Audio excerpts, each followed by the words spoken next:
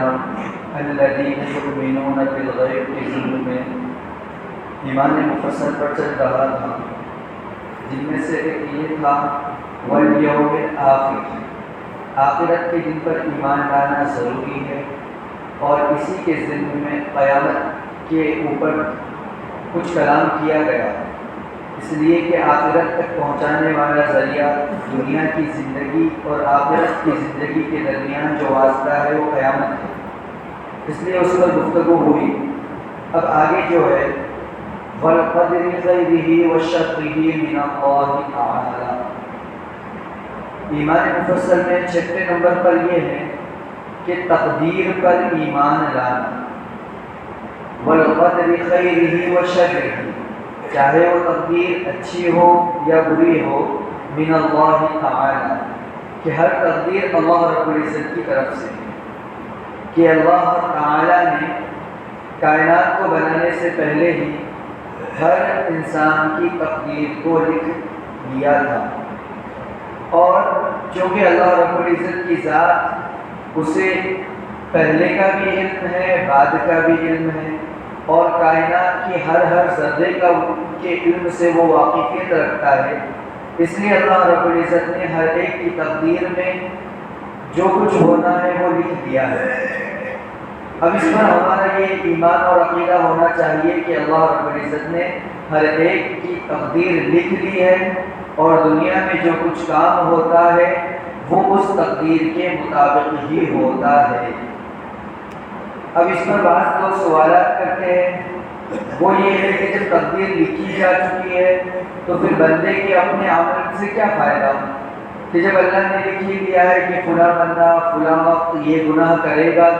تو نعوذ باللہ پھر اس کو عذاب کیوں دیا جا رہا ہے؟ تقدیر میں تو لکھا جاتا ہے کہ یہ کام کرے گا، جب تقدیر میں لکھا ہوا ہے تو پھر اس کو اس کے گناہ کا عذاب کیوں ملے گا؟ پھر ایک سوال یہ ہوتا ہے کہ اللہ رب العزت نے کسی بندے کی تقدیر میں یہ لکھا کہ وہ فلاں وقت نماز پڑھے گا، اب ظاہر سی بات ہے تقدیر میں لکھا ہوا ہے اور اس نے نماز پڑھ لی، تو پھر اس کو ثواب کیوں؟ لکھا ہوا تو پہلے سے ہے۔ تو اس کا جواب یہ ہے کہ اللہ رب العزت نے، چونکہ اللہ کا علم ہر چیز کو محیط ہے، اللہ کا علم ہر چیز کو گھیرے ہوئے ہے، تو اللہ رب العزت نے اپنے علم ازلی اور ابدی کی وجہ سے ہر ایک کی تقدیر لکھ لی اور ہر ایک کا فیصلہ کر لیا۔ جیسے مثال کے طور پر ایک اسکول کے اندر ایک ٹیچر ہے اور اس کے پاس بہت سارے بچے پڑھتے ہیں، اب وہ ٹیچر اپنے بچوں کو سال بھر پڑھاتا ہے، اس کے سامنے ہر ایک بچے کی نوعیت ہوتی ہے کہ کون کتنی محنت کرنے والا ہے اور کون کتنی سستی کرنے والا ہے۔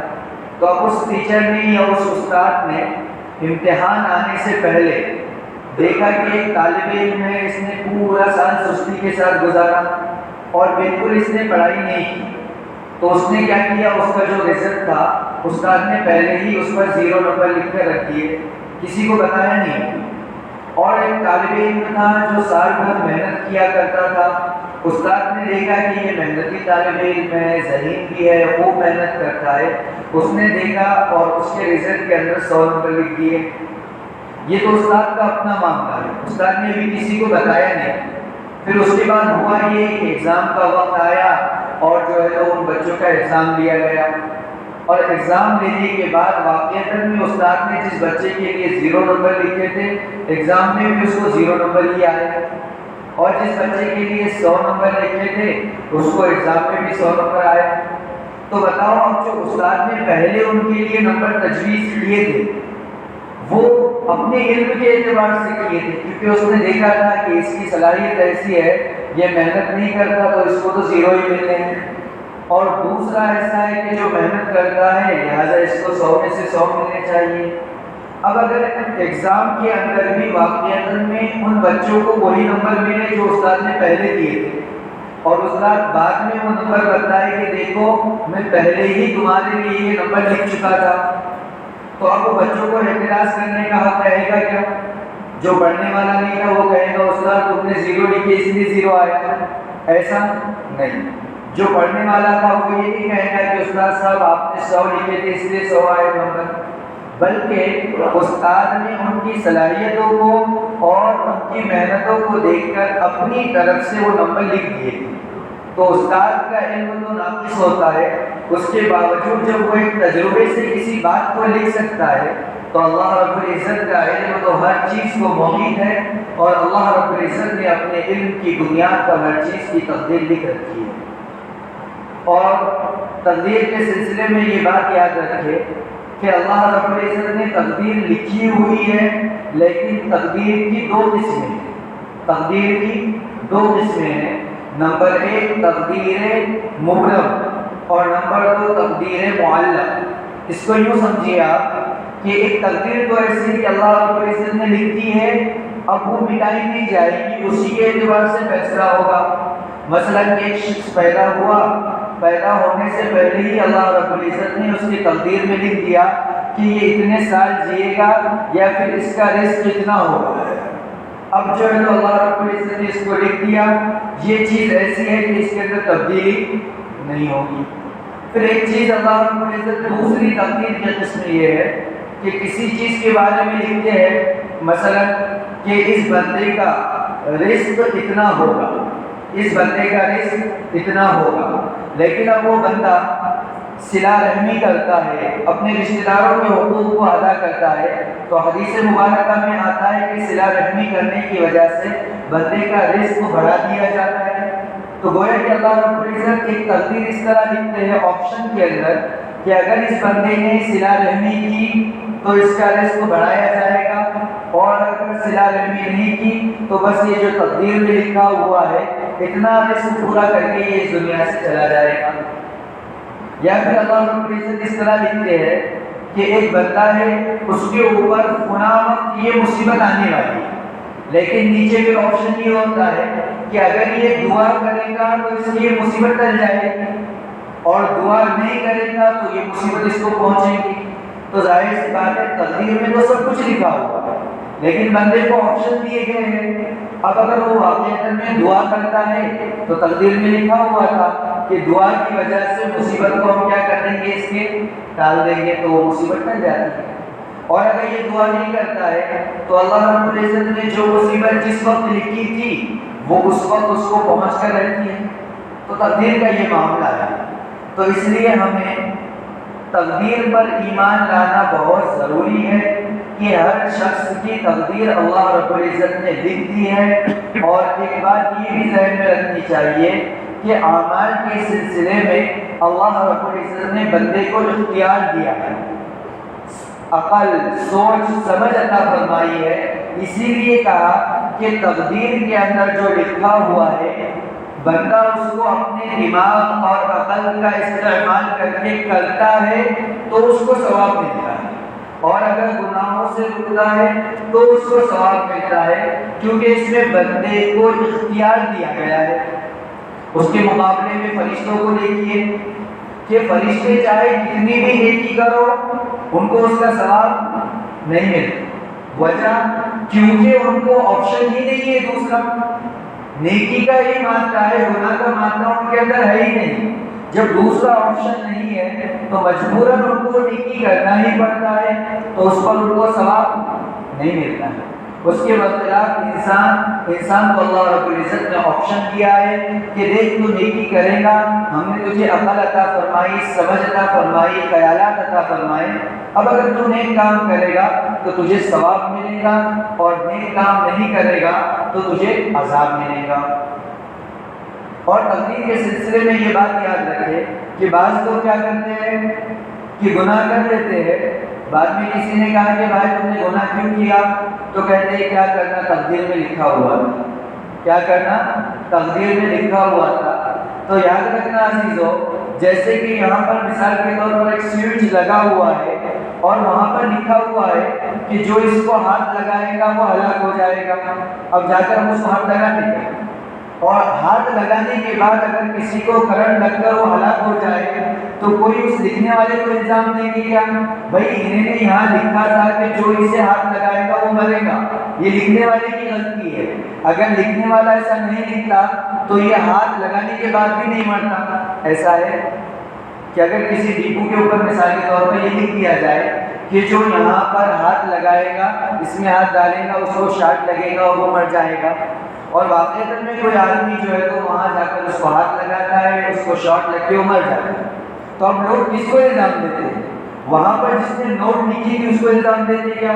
کہ تم نے یہ نوٹ لکھی تھی اس لیے یہ مرا؟ نہیں، بلکہ سب لوگ کیا کہتے ہیں کہ اللہ نے اس کو عقل دی تھی، سمجھ دی تھی، اس نے جا کر اس کو پکڑا کیوں، اس نے جا کر وہاں ہاتھ کیوں لگایا؟ تو اس سے کیا پتا چلا کہ لکھنے والے پر اعتراض نہیں ہوتا ہے، لکھنے والا تو آپ کو اطلاع دے رہا ہے، اب آپ کو اللہ نے عقل عطا فرمائی ہے تو آپ اس سے بچیے۔ تو تقدیر کا بھی یہی معاملہ ہے کہ تقدیر کے اندر اللہ رب العزت نے لکھ دیا ہے، لیکن بندے کو اختیار اور سمجھ دے کر رکھا ہے۔ اب اگر بندہ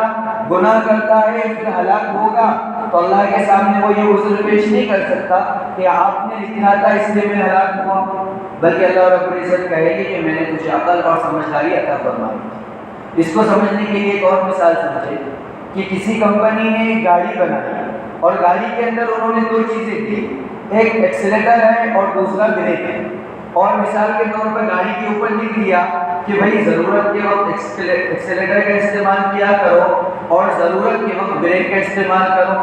اب کوئی بندہ جو ہے تو بریک کا استعمال نہیں کرے گا، خالی ایکسیلیٹر دباتا رہے گا اور جو ہے تو اس کے نتیجے میں اس کا حادثہ ہو گیا، تو کیا وہ کمپنی پہ اعتراض کر سکتا ہے کہ بھائی انہوں نے ایکسیلیٹر کیوں دیا؟ اگر کمپنی والا ایکسیلیٹر نہ دیتا تو میں ہلاک نہیں ہوتا۔ اگر کوئی اعتراض کرے تو کوئی عقل مند اس کو قبول کرے گا کیا کہیں گے؟ بھائی جہاں کمپنی نے ایکسیلیٹر دیا ہے وہیں پر اسی کمپنی نے بریک بھی دیا تھا کہ نہیں، آپ کو آپشن بھی تھا کہ نہیں آپ کے پاس؟ تو یہی معاملہ تقدیر کا ہے کہ اللہ رب العزت نے اصول بتا دیے، اب ہمیں عقل، سمجھداری اور سمجھنے کی طاقت عطا فرمائی، اب اگر ہم اس کے باوجود بھی اس کام کو کرتے ہیں تب ہمیں گناہ ملے گا۔ اسی لیے دیکھنا، اگر کوئی پاگل ہے، بے وقوف ہے، اس کو دماغ نہیں ہے، وہ چاہے کتنا بھی برا کام کرے اس کو گناہ نہیں ملتا۔ حدیث میں آتا ہے رفع القلم عن ثلاث کہ 3 لوگوں سے گناہوں کا عذاب اٹھا دیا گیا، ان میں سے ایک پاگل بھی ہے کہ پاگل اگر کوئی گناہ کرتا ہے اس کو ثواب دے، گناہ کا عذاب نہیں ہوگا۔ وجہ یہ ہے کہ اس کے پاس عقل نہیں ہے۔ تو تقدیر کا مسئلہ شارٹ کٹ میں ہو سکتا ہے کہ آپ کو سمجھ میں آ گیا ہوگا کہ تقدیر اللہ رب العزت نے لکھی ہوئی ہے، لیکن بندے کو اختیار دیا ہے، لہذا کوئی بندہ غلط کام کر کے تقدیر پر الزام نہیں دے سکتا۔ جیسے کوئی بندہ بس گاڑی کا ایکسیلیٹر یوز کر کے ایکسیڈنٹ ہونے کے بعد کمپنی پہ الزام نہیں دے سکتا، اسی طرح ہم اپنے غلط کاموں کی وجہ سے اگر ہلاک ہو تو ہم تقدیر پر الزام نہیں لگا سکتے۔ ایک بات ہوئی۔ دوسری بات یہ کہ عزیزو دیکھو، ہماری جو گفتگو چل رہی ہے وہ بن دیکھی باتوں پر ایمان لانے کے سلسلے میں، بن دیکھی باتوں پر ایمان لانے کے سلسلے میں میری اور آپ کی گفتگو چل رہی ہے، اور اللہ رب العزت نے جو تقدیر لکھی ہے اس پر ایمان لانا بہت ضروری ہے۔ اور تقدیر ایک ایسی چیز ہے، شاید اسلام کے اندر یہی ایک ایسی چیز ہے جس کے بارے میں آپ صلی اللہ علیہ وسلم نے زیادہ تفصیلی بحث کرنے سے منع فرمایا، ورنہ ہر چیز کے سلسلے میں اسلام کا اصول ہے کہ جو بھی چیز آپ کھولو اس پر اتنی گفتگو کی جائے کہ ہر شخص مطمئن ہو جائے۔ نماز کا باب کھولا، اس کے اندر جتنی گفتگو کرنا ہے آپ کو عقل کے اعتبار سے، قرآن و حدیث کی روشنی میں تو اس کی شریعت نے گنجائش دی ہے، ہر چیز پر گفتگو کرنے کی گنجائش ہے، لیکن تقدیر کا مسئلہ اتنا نازک ہے کہ ترمذی شریف کی روایت ہے، امام ترمذی علیہ الرحمہ نے باب ما جاء فی التشدید فی القدر کے اندر ایک روایت بیان کی۔ روایت کرنے والے راوی حافظ حدیث عبد الرحمن ابن صخر ابو ہریرہ رضی اللہ تعالی عنہ ہیں، وہ فرماتے ہیں کہ ہم لوگ مسجد نبوی میں بیٹھ کر تقدیر کے سلسلے میں گفتگو کر رہے تھے، کہ اچانک اللہ کے نبی صلی اللہ علیہ وسلم ہمارے سامنے ظاہر ہوئے، اور آپ نے جب ہماری گفتگو کو دیکھا تو آپ کا چہرہ غصے سے سرخ ہو گیا۔ روایت کے الفاظ ہے کہ آپ کا چہرہ ایسا سرخ اور لال ہوا جیسے اگر انار کے دانے نچوڑے جائے تو جس طرح پانی نکلتا ہے اس کا جو رنگ ہوتا ہے، اللہ کے نبی صلی اللہ علیہ وسلم کا چہرہ غصے کی وجہ سے ویسا ہو گیا۔ کہ اللہ کے نبی صلی اللہ علیہ وسلم نے فرمایا، کیا میں اس لیے تمہارے پاس بھیجا گیا ہوں؟ کیا میں نے تم کو اس بات کا حکم دیا کہ تم تقدیر کے سلسلے میں گفتگو کرو؟ پھر اللہ کے نبی صلی اللہ علیہ وسلم نے صحابہ کو قسم دے کر یہ بات فرمائی کہ تقدیر کے سلسلے میں زیادہ گہرائی میں جانے کی ضرورت نہیں، تقدیر کے سلسلے میں زیادہ گہرائی میں جانے کی ضرورت نہیں۔ اس کی وجہ یہ ہے، مشکات شریف کی روایت ہے کہ اللہ کے نبی صلی اللہ علیہ وسلم نے ارشاد فرمایا، شیطان بندے کے پاس آتا ہے اور اس کو جو ہے تو دینی اعتبار سے گمراہ اس طرح کرتا ہے کہ تقدیر کے مسئلے میں الجھا دیتا ہے کہ تقدیر میں ایسا ہے، اللہ نے اس کو پیدا کیا، اللہ نے ایسا کیا، نعوذ باللہ، وہ بات یہاں تک لے جاتا ہے کہ اللہ کو کس نے پیدا کیا۔ اور جب یہ سوال بندے کے ذہن میں آ گیا تو ظاہر سی بات ہے اس کے ایمان کا مسئلہ۔ اس لیے اللہ کے نبی صلی اللہ علیہ وسلم نے ارشاد فرمایا، تقدیر کا مسئلہ ایسا ہے کہ اس پر ایمان لانا ہر ایک کے لیے ضروری ہے اور اس کی گہرائی میں زیادہ جانے کی ضرورت نہیں، کیونکہ واقعات میں تقدیر کا مسئلہ ایک ایسا ہے کہ شیطان کو یہاں پر انسان کو بہکانے کا بہت آسان راستہ مل جاتا ہے، بہت آسان راستہ ملتا ہے، آ کر بہکاتا ہے کہ بھائی تقدیر میں سب لکھا ہوا ہے۔ بلکہ بعض لوگ تو دلیل بھی دیتے ہیں کہ اگر ہماری تقدیر میں یہ لکھا ہوا نہ ہو تو ہم ایسا کر سکتے تھے کیا؟ اس کا مطلب کہ ہماری تقدیر میں لکھا ہوا تھا۔ کسی نے ایک واقعہ نقل کیا ہے اسی ضمن میں کہ ایک بندہ تھا، اس کی عادت یہ تھی کہ وہ چوری کیا کرتا تھا، وہ چوری کیا کرتا تھا، اور اس نے ایک دلیل اپنے دماغ میں بٹھا کر رکھ دی تھی، وہ یہ تھی کہ دیکھو اللہ نے میری تقدیر میں چوری کرنا لکھا ہے، تب جا کر میں چوری کر رہا ہوں نا، اگر اللہ نہ لکھتے تو میں چوری کرتا نہیں۔ تو ایک دن ہوا یہ کہ وہ ایک باغ کے اندر گیا اور وہاں سے جو ہے تو پھل وغیرہ چوری کرنے لگا۔ پرانے زمانے میں بڑے بڑے باغات ہوتے تھے، وہاں سے وہ چوری کر کے بھاگنے لگا تو اس باغ کے مالی نے اس کو پکڑ لیا اور کہا کہ ارے بدتمیز، چوری کرتا ہے۔ اس نے دیکھا چور نے باغ کے مالک کو کہ بھئی بھولا بھالا اللہ والا دکھائی دے رہا ہے، اس سے پوچھا ارے بڑے حسن، تمہارا کو تقدیر پر ایمان نہیں ہے کیا تمہارا؟ انہوں نے کہا ہاں بھائی میں تو مسلمان ہوں، تقدیر پر ایمان ہے۔ تو تم کو یہ تو معلوم ہے نا کہ تقدیر میں جو لکھا ہے وہ ہونا ہے، اب اگر تقدیر میں اللہ نہ لکھتے ہوئے کہ میں چوری کروں تو میں چوری کرتا کیا؟ نہیں کرتا۔ اور وہ بیچارے بھولے بھالے تھے، ان کے سمجھ میں آ گئی بات، ارے ہاں بولے یار تقدیر میں نہ لکھا ہوتا تو یہ چوری نہیں کرتا، اس کا مطلب اللہ نے اس کی تقدیر میں چوری کرنا لکھا تھا تو میں کیوں سزا دوں؟ اس کو جو ہے تو اس نے چھوڑ دیا۔ پھر جو باغ کا مالی تھا، مالک اصل، وہ آیا، اس نے دیکھا کہ بھی چور چوری کر کے لے جا رہا ہے اور باغ کا نگرانی کرنے والا باغبان جو ہے وہ بیٹھ کر دیکھ رہا ہے۔ تو باغ کے مالک نے آ کر اس سے پوچھا کہ بھی کیا معاملہ ہے؟ اس نے کہا کہ میں نے پکڑا تھا چور کو، لیکن اس نے ایسی دلیل دی کہ میں بھی خاموش ہو گیا۔ پھر باغ کے نگران نے باغ کے مالک کو وہی دلیل پیش کی۔ اب باغ کے مالک کو بھی جو ہے سمجھ میں آیا کہ ارے ہاں صحیح ہے، یہ تقدیر میں لکھا نہ ہوتا تو یہ چوری نہیں کرتا۔ لیکن پھر اس کے ذہن میں آیا کہ اگر یہی دلیل پیش کرے گا تو روزانہ دھیرے دھیرے پورا باغ خالی ہو جائے گا میرا۔ تو وہ اپنے ایک دوست مولوی صاحب کے پاس آیا اور ان کے سامنے پورا ماجرا رکھ دیا۔ اب وہ جو مولوی صاحب نے علم کے رکھنے والے تھے، انہوں نے کہا ٹھیک ہے بھائی، اب کل کیا کرنا، جیسے وہ چور آئے تو اس کو کچھ نہیں کہنا، بس مجھے بلا دینا۔ اور ادھر چور کا معاملہ یہ تھا کہ وہ سمجھا کہ میں نے یار جو باغ کا نگران ہے اس کو پٹی پڑھا لی ہے، اب میں دوبارہ چوری کروں گا تو وہ مجھے کچھ نہیں کرے گا۔ دوسرے دن بھی وہ پوری تیاری سے، بلکہ تھیلے وغیرہ آرام سے لے کر آئے کہ اپنے کو تو آرام سے چوری کرنا ہے، کوئی منع کرنے والا نہیں ہے۔ وہ گیا اور جو ہے تو سارے پھل فروٹ وغیرہ تھیلوں کے اندر ڈالنے لگا۔ باغ کا جو نگران تھا وہ بھی بیٹھ کر دیکھنے لگا۔ اب وہ سمجھا کہ بھائی اس کی بات تو دلیل کا جواب نہیں ہے۔ ڈال کر وہ جب نکلنے لگا تو جو گیٹ تھا وہاں پر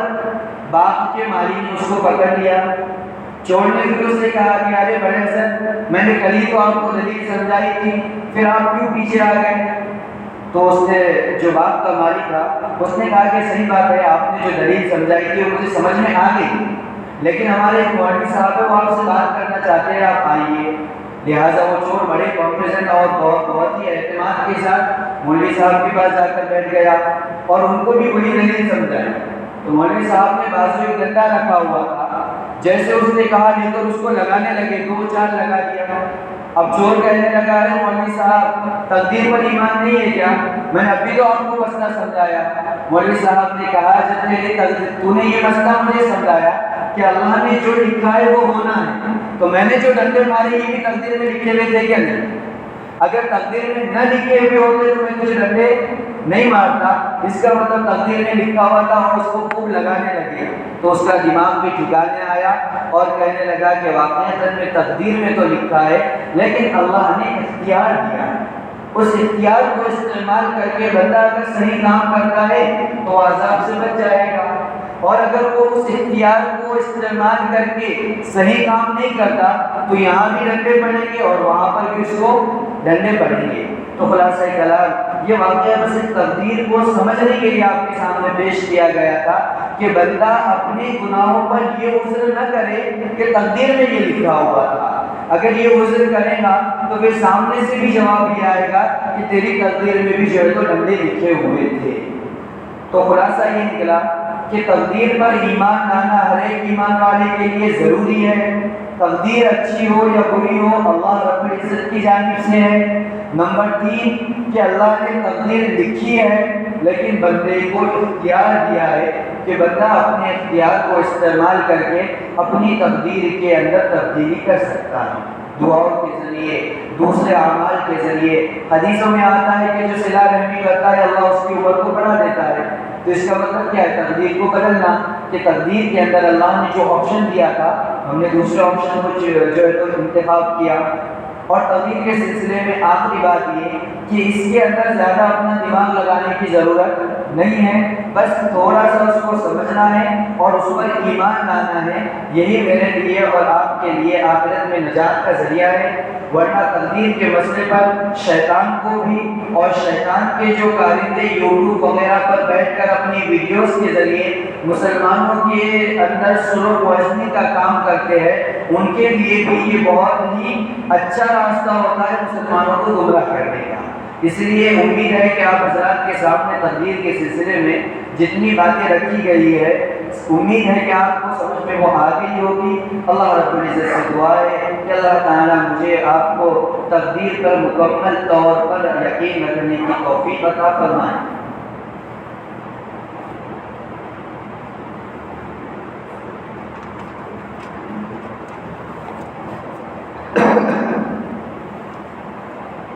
بسم اللہ الرحمن الرحیم۔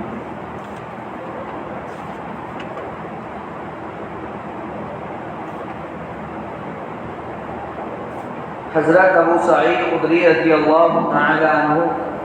نبی کریم صلی اللہ کہتے ہیں کہ نبی کریم صلی اللہ علیہ وسلم نے رمضان المبارک کے پہلے عشرے کا اعتکاف فرمایا اور پھر دوسرے